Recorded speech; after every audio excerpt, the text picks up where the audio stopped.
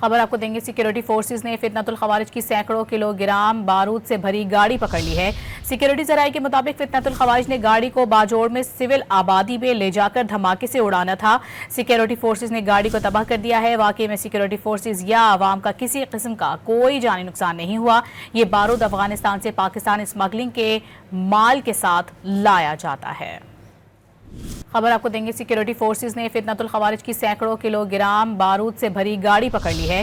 Security जराये के मुताबिक फितनतुल खवारिज ने गाड़ी को बाजोड़ में सिविल आबादी में ले जाकर धमाके से उड़ाना था। सिक्योरिटी फोर्सेज ने गाड़ी को तबाह कर दिया है। वाकई में सिक्योरिटी फोर्सेज या आवाम का किसी किस्म का कोई जानी नुकसान नहीं हुआ। ये बारूद अफगानिस्तान से पाकिस्तान स्मगलिंग के माल के साथ लाया जाता है। खबर आपको देंगे। सिक्योरिटी फोर्सेज ने फितनतुल खवारिज की सैकड़ों किलोग्राम बारूद से भरी गाड़ी पकड़ ली है। सिक्योरिटी जराये के मुताबिक फितनतुल खवारिज ने गाड़ी को बाजोड़ में सिविल आबादी में ले जाकर धमाके से उड़ाना था।